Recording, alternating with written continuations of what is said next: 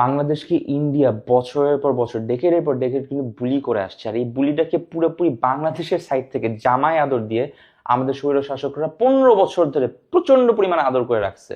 আর এরপরও যে আমরা এত হেট্রেট করতেছি, এত কিছু দেখাচ্ছি, এত কথা বলতেছি যে ইন্ডিয়ার এগেনস্টে অ্যাকশন নেওয়া উচিত, কথা বলা উচিত, তার আগে একটা সত্যি কথা আমি জানাই দিতে চাই আমার বাঙালি ভাই বোনদের কাছে। সেটা হচ্ছে, আপনি বাংলাদেশের কথা বলছেন, Bangladesh is half India this point, এর থেকেও বেশি হইতে পারে। যে কোনো শপিং মলে যান, দোকানে যান, যে কোনো শেলফ দেখেন, যে কোনো প্রোডাক্ট দেখেন, যে কোনো বিজনেস দেখেন, সবকিছু হচ্ছে ইন্ডিয়ান ইম্পোর্ট করা। আপনি যে কোনো ফ্যাক্টরিতে দেখেন, বাংলাদেশে ইন্ডিয়ান অপারেটেড ফ্যাক্টরি দিয়ে ভরা। ইন্ডিয়ান মানুষ বাংলাদেশে এসে শুধু চাকরি করতেছে না, 3 বছর 4 বছর 5 বছর ওদের ওয়ার্ক পারমিট শেষ হয় না, বছর পর বছর তারা চাকরি করে বাংলাদেশ থেকে স্যালারি নিয়ে যাচ্ছে। অ্যান্ড সেই স্যালারিটা আমরা যে রেমিটেন্স পাই, তার একটা বিশাল অঙ্কের রেমিটেন্স, ওদের স্যালারিটা ক্যাশ টাকায় করে ওরা বের করে নিয়ে যাচ্ছে। আমাদের রেমিটেন্স, বাই দ্য ওয়ে, আমাদের রেমিটেন্স যেটা বাংলাদেশে থাকার কথা।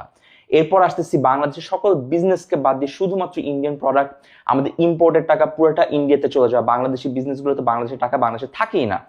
এরপর আসতেছি টিভিতে, যেই গদি মিডিয়া বাংলাদেশকে ইভেন কয়েকদিন আগেও লিটারালি বুলি করে, আমাদেরকে টিটকারি মেরে, আমাদের নামে মিথ্যা অপপ্রচার চালায়, কমফোর্টেবলি টিভিতে তারা অ্যাড চালাইছে, সেই টিভি চ্যানেলগুলো এখনো আমরা আরামসে চালাচ্ছি বাংলাদেশের মধ্যে। আমাদের কি ন্যূনতম লজ্জাবোধ নাই? প্রত্যেকটা টিভির, প্রত্যেকটা মিডিয়াতে, প্রত্যেকটা প্রেসের মধ্যে ইন্ডিয়ান অ্যাড এখনো চলতেছে without any additional tax, additional খরচ, no, just comfort, just luxury দিয়ে দিচ্ছি তাদেরকে আমরা। আমার কথা হচ্ছে ভাই সিম্পল, একটা জিনিস আমাদের বুঝতে হবে যে এই বাংলাদেশ আর ইন্ডিয়ার মাঝখানেরকার যেই ক্ল্যাশটা, বাংলাদেশি মানুষ না, ইন্ডিয়ার মানুষ না, এই দুই দেশের বুঝতে হবে, দুই দেশের গভর্নমেন্টরা এই দুই দেশের মানুষকে ছিঁড়ে ছিঁড়ে চাবায় চাবায় যে খেয়ে ইউজ করে আমাদেরকে মানে মানুষ হিসেবে আর যা বাঁচায় রাখে নাই। ইন্ডিয়ান গভর্নমেন্ট ইভেন ইন্ডিয়ান মানুষদেরকে ঠিকমতো ট্রিট করে না। প্লিজ স্টাডি, ইন্ডিয়ান মানুষ তাদের গভর্নমেন্টের উপর এখন অতিষ্ঠ হয়ে গেছে, টর্চারে, অ্যাবিউসে। তারাও চায় না, যে কোনো দিকে জিজ্ঞেস করে দেখেন, আমাদের যেই বাঁধের কথা আমরা বলতেছি, 60 থেকে 70 হাজার মানুষকে শুধু ইন্ডিয়ান গভর্নমেন্ট তাদের আদিবাসীকে ভিটাহারা করে দিছে এই বাঁধ নির্মাণের জন্য।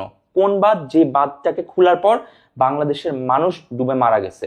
এই ভিডিওটা যখন বানাচ্ছি এই মুহূর্তে হয়তো কিছু মানুষ মরে যাচ্ছে, ভিডিও বানানোর আগে অনেক মানুষ মরে গেছে, হয়তো আজকে কালকে আরো অনেক মানুষ মারা যাবে। কেন? ইন্ডিয়ান বাঁধটা জেনে শুনে ইন্ডিয়ানসরা ওই বাঁধটা খুলে দিছে without a warning, without a notification. না আমরা ইভ্যাকুয়েট করতে পারছি, না আমরা রেস্কিউ করতে পারছি, না আমরা প্রিপেয়ার করতে পারছি, আমরা কিচ্ছু জানতাম না। Are you telling me that ইন্ডিয়ানরা তাদের নিজস্ব ইয়ে বাঁচানোর জন্য আমাদের বাঁধ খুলে দিচ্ছেন, তারা আমাদেরকে জানাইতে পারেনি? 48 বছর সময় পর হঠাৎ করে একদিন বাঁধ খুলে দিছে। সিম্পল হিসাব, ইন্ডিয়ান মানুষ না, ইন্ডিয়ান গভর্নমেন্টের জানা উচিত, বাংলাদেশের জানা উচিত আমরা কারো পুতুল না। সুতরাং আমি যে গিফটের কথা বলছিলাম, এই গিফট আমি একা দিতে পারবো না।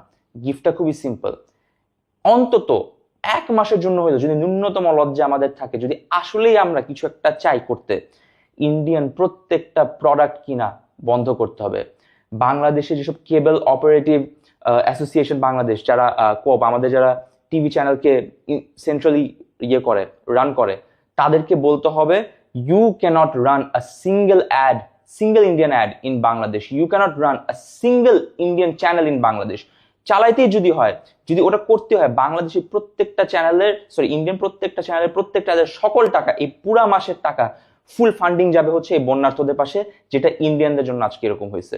সো প্রত্যেকটা ইন্ডিয়ান প্রোডাক্ট, প্রত্যেকটা ইন্ডিয়ান প্রেস মিডিয়া, প্রত্যেকটা ইন্ডিয়ান ম্যানুফ্যাকচার থেকে শুরু করে, ইম্পোর্ট থেকে শুরু করে, দোকান থেকে শুরু করে, শেলফের ফ্রন্ট পেজ থেকে শুরু করে, প্রত্যেকটা ইন্ডিয়ান ব্যানার আমাদেরকে 1 মাসের জন্য হলো একটানা বন্ধ রেখে বুঝাইতে হবে আমরা কারো পুতুল না, আমরা কারো বুলি হচ্ছি না, আমরা নিজের পায়ে দাঁড়াবো।